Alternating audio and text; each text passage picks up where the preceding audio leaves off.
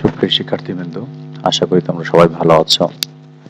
তোমাদের মাঝে আরেকটি ক্লাস নিয়ে উপস্থিত হতে পেরে সৃষ্টিকর্তার দরবারে লাখ লাখ ধন্যবাদ। আসলে আজকের ক্লাসটি হলো রাইট ফর্ম ভার্বের উপরে। তোমরা জানো রাইট ফর্ম ভার্বের আগে 3টি ক্লাস হয়ে গিয়েছে। আজকে class number 4, right form verb class number 4। তোমরা জানো রাইট ফর্ম ভার্বের ক্লাস নাম্বার 4-এ আমরা রুল 31 থেকে শুরু করে 40 পর্যন্ত পড়ব। তো চলো শুরু করা যাক রাইট ফর্ম ভার্বের class number 4। First conditional. First conditional আমরা জানি কন্ডিশনাল 3 রকমের। তার মধ্যে ফার্স্ট কন্ডিশনাল প্রথমে দেখানো হয়েছে রুল নাম্বার 31-এ। ফার্স্ট কন্ডিশনাল ইফ যুক্ত বাক্যটি if plus present indefinite tense. এর অর্থ হলো ইফ যুক্ত বাক্যটি যদি প্রেজেন্ট ইনডিফিনিট টেন্স হয়, ইফ যুক্ত বাক্যটি যদি প্রেজেন্ট ইনডিফিনিট টেন্স হয় তাহলে পরের বাক্যটি ফিউচার ইনডিফিনিট টেন্স হবে। তো হুবহু ফিউচার ইনডিফিনিট টেন্স না, এর সাথে আবার ক্যান বা মিউ ব্যবহার করা যায়। তো দেখতে অনেকটা ফিউচার ইনডিফিনিট টেন্সের মতো, যে কারণে ফিউচার ইনডিফিনিট টেন্সের কথা বলা হয়েছে। যেমন ফিউচার ইনডিফিনিট টেন্সের স্ট্রাকচারটা হলো সাবজেক্ট প্লাস শ্যাল বা উইল প্লাস ভার্বের প্রেজেন্ট ফর্ম প্লাস এক্সটেনশন। যেমন if you ask me I shall help you. যদি তুমি আমার কাছে সাহায্য চাইতে আমি তোমাকে সাহায্য করতাম।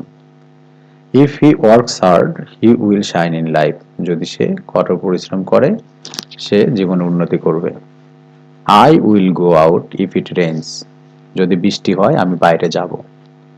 তাহলে প্রত্যেকটাই দেখলাম যে ইফ যুক্ত বাক্যটি যদি প্রেজেন্ট ইনডিফিনিট টেন্স হয় পরের বাক্যটি ফিউচার ইনডিফিনিট টেন্সে হবে। এটা হলো ফার্স্ট কন্ডিশনাল টেন্স কন্ডিশনালের নিয়ম। এরপরে রুল নাম্বার 32 তে চলো দেখা যাক। Rule number 32 second conditional. আমরা জানি সেকেন্ড কন্ডিশনালের স্ট্রাকচারটা হলো এরকম, ইফ যুক্ত বাক্যটি যদি পাস্ট ইনডিফিনিট টেন্স হয় তাহলে পরবর্তী বাক্যটি হবে পাস্ট কন্ডিশনাল। Past conditional. তো পাস্ট কন্ডিশনাল কি? Subject plus should, subject plus would বা কুড বা মাইট প্লাস ভার্বের প্রেজেন্ট ফর্ম প্লাস এক্সটেনশন। এটা হলো কি? এটা হলো পাস্ট কন্ডিশনাল। আমি আবার বলছি, সাবজেক্ট প্লাস উড বা কুড বা মাইট প্লাস ভার্বের প্রেজেন্ট ফর্ম প্লাস এক্সটেনশন। এটা হলো পাস্ট কন্ডিশনাল স্ট্রাকচার। তাহলে ইফ যুক্ত বাক্যটি যদি পাস্ট ইনডিফিনিট টেন্স হয় পরের বাক্যটা হবে এরকম, সাবজেক্ট প্লাস উড বা কুড বা মাইট প্লাস ভার্বের প্রেজেন্ট ফর্ম। যেমন if I had a typewriter. যদি আমার একটা টাইপরাইটার থাকতো, আই উড টাইপ, আমি টাইপ করতে পারতাম।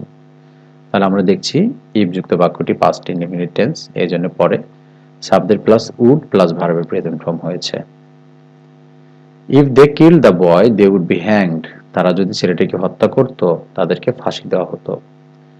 তো একইভাবে ইফ যুক্ত বাক্যটি পাস্ট ইনডিফিনিট টেন্স, যে কারণে এটা past conditional, subject plus would plus ভার্বের প্রেজেন্ট ফর্ম। কিন্তু এখানে প্যাসিভ সেন্স হওয়ার কারণে ভার্বের পাস্ট পার্টিসিপল ব্যবহার করা হয়েছে। তাছাড়া স্ট্রাকচার কিন্তু ওইটাই, subject plus would could might plus ভার্বের প্রেজেন্ট ফর্ম। এরপরে if he came I would go. যদি সে আসতো আমি যেতাম। তাহলে সেকেন্ড কন্ডিশনাল স্ট্রাকচারটা অবশ্যই মনে রাখবে যে ইফ যুক্ত বাক্যটি যদি পাস্ট ইনডিফিনিট টেন্স হয় পরের বাক্যটি পাস্ট কন্ডিশনাল হবে। এরপর রুল নাম্বার 33 থার্ড কন্ডিশনাল। আমাদের এই পার্ট 4 এর ক্লাসগুলো বেশিরভাগই কন্ডিশনাল সেন্টেন্স নিয়ে করা। তো দেখো, ইফ যুক্ত বাক্যটি যদি পাস্ট পারফেক্ট টেন্স হয় পরের বাক্যটি পারফেক্ট কন্ডিশনাল হবে। পারফেক্ট কন্ডিশনাল স্ট্রাকচার হলো সাবজেক্ট প্লাস উড হ্যাভ বা কুড হ্যাভ বা মাইট হ্যাভ প্লাস ভার্বের পাস্ট পার্টিসিপল প্লাস এক্সটেনশন। যেমন if you had started earlier you would have caught the bus. তুমি যদি একটু আগে শুরু করতে তাহলে তুমি কারটি ধরতে পারতে। তাহলে আমরা দেখছি ইফ যুক্ত বাক্যটা কিন্তু এখানে past perfect. If you had started earlier, had started earlier. তাহলে পরের বাক্যে subject plus would have plus ভার্বের পাস্ট পার্টিসিপল হয়েছে। তাহলে if you had started earlier you would have caught the bus. পরের example, if we had known you. যদি আমরা তোমাকে চিনতাম, যদি সে তোমাকে চিনতো he would have called you, সে তোমাকে ডাকতো। আমি আবার বলছি if he had known you, সে যদি তোমাকে চিনতো he would have called you, সে তোমাকে ডাকতো। তাহলে ইফ যুক্ত বাক্যটি পাস্ট পারফেক্ট এবং পরের বাক্যটি subject plus would have plus ভার্বের পাস্ট পার্টিসিপল।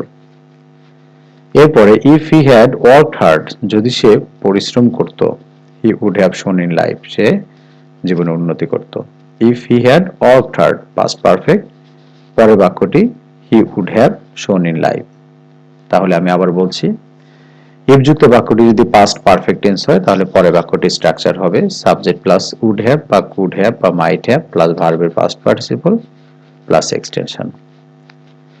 এরপরে rule number 34, had plus subject plus past participle. প্রথম বাক্যটি যদি had plus subject plus past participle হয়, পরের বাক্যটি হবে পারফেক্ট কন্ডিশনাল। কারণ আমরা দেখি সাবজেক্ট প্লাস হ্যাড প্লাস ভার্বের পাস্ট পার্টিসিপল, এটা দেখতে এটা হুবহু পাস্ট পারফেক্ট টেন্সের স্ট্রাকচার, কিন্তু হ্যাড আগে আনা হয়েছে, কিন্তু দেখতে অনেকটাই পাস্ট পারফেক্ট স্ট্রাকচারের মতো। আর নিয়মটা হলো এরকমই, ইফ না ব্যবহার করে প্রথমে হ্যাড ব্যবহার করলেও আমরা কন্ডিশনাল সেন্টেন্স তাকে বলতে পারি। তাহলে এটা পারফেক্ট কন্ডিশনাল হিসেবে পরের বাক্যটি বসবে। তা পারফেক্ট কন্ডিশনাল নিশ্চয়ই তোমাদের মনে আছে, সাবজেক্ট প্লাস উড হ্যাভ বা কুড হ্যাভ বা মাইট হ্যাভ প্লাস ভার্বের পাস্ট পার্টিসিপল প্লাস এক্সটেনশন। যেমন had I been a king I would have helped the poor, যদি আমি রাজা হতাম আমি গরিবদেরকে সাহায্য করতাম।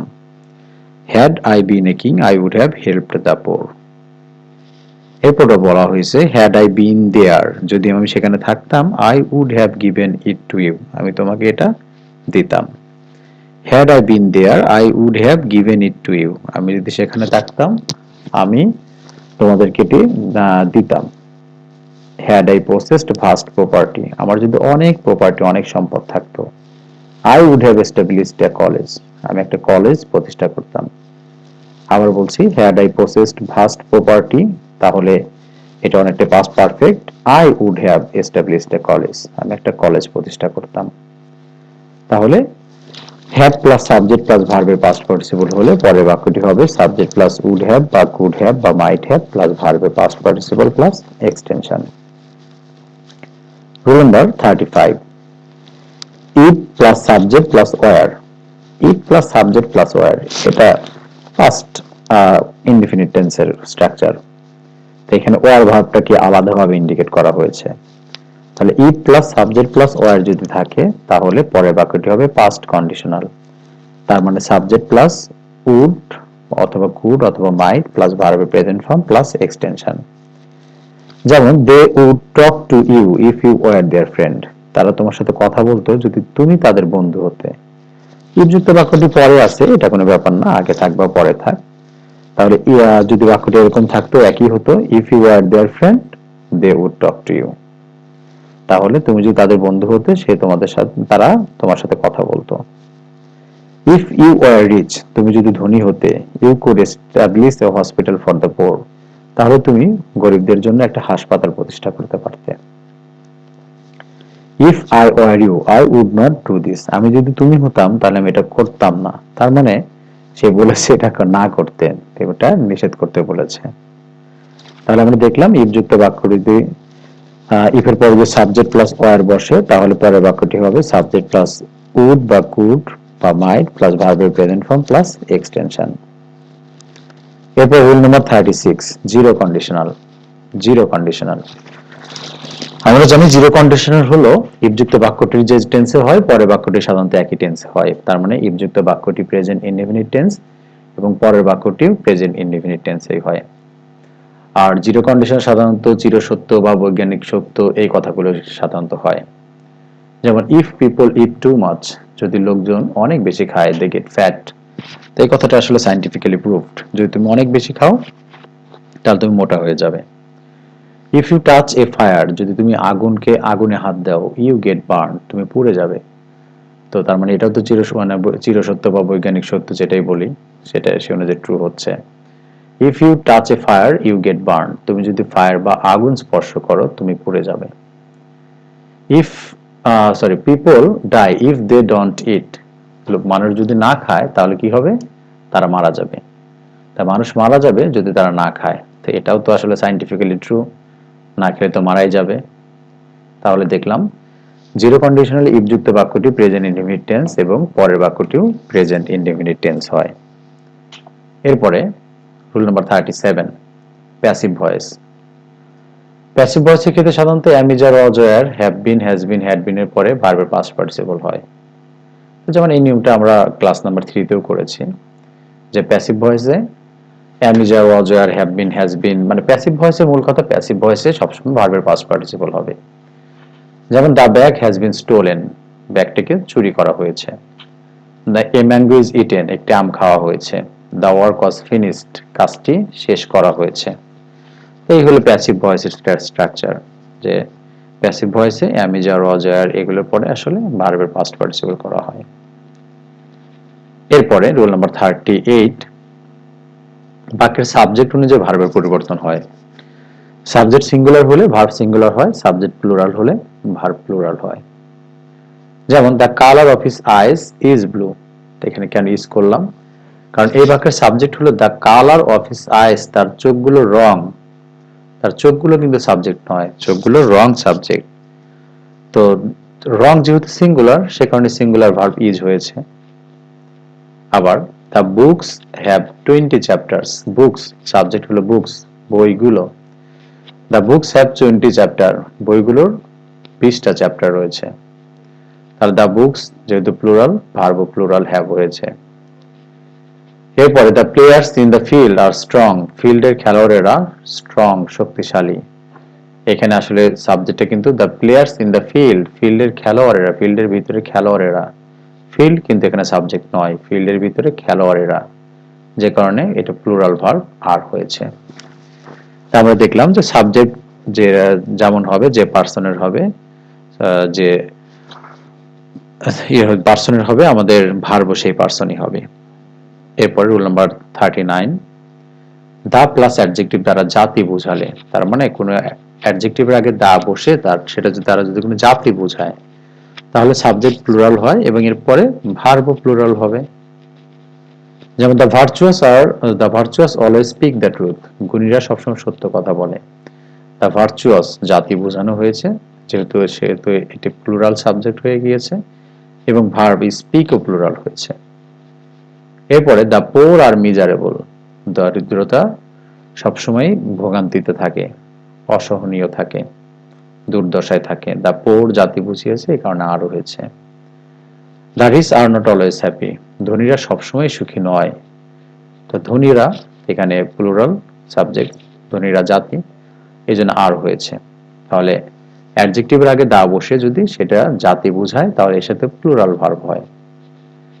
রুল নাম্বার 40, দুই বা ততোধিক সাবজেক্ট অ্যান্ড দ্বারা যুক্ত হলে ভার্ব প্লুরাল হয়। আবার বলছি, দুই বা ততোধিক সাবজেক্ট অ্যান্ড দ্বারা যুক্ত হলে ভার্ব প্লুরাল হয়। যেমন Mina and Mila are two friends, দুইটি সাবজেক্ট অ্যান্ড দ্বারা যুক্ত হয়েছে, যেখানে ভার্ব প্লুরাল আর হলো। Jamal and Kamal have gone to college, Jamal এবং কামাল কলেজে গিয়েছে, দুইটা সাবজেক্ট জামাল এবং কামাল, যে কারণে হ্যাভ গন হয়েছে। The headmaster and the secretary are present, headmaster এবং সেক্রেটারি উপস্থিত আছে। হেডমাস্টার একটা সাবজেক্ট, সেক্রেটারি আর একটা সাবজেক্ট, যে কারণে প্লুরাল, যে কারণে ভার্ব হলো প্লুরাল আর। তো আজ এ পর্যন্তই। তো তোমাদের অবশ্যই ক্লাস সম্পর্কে কোনো মন্তব্য থাকলে অবশ্যই জানাবা, এবং তোমাদের আরো কোনো ক্লাসের প্রয়োজন হলে অবশ্যই কমেন্টস করে জানাবে, তাতে করে যেন তোমাদের সাথে সেই ক্লাসটা নিয়ে উপস্থিত হতে পারি। তো আজকে এ পর্যন্তই, সবাই ভালো থাকবে, আল্লাহ হাফিজ।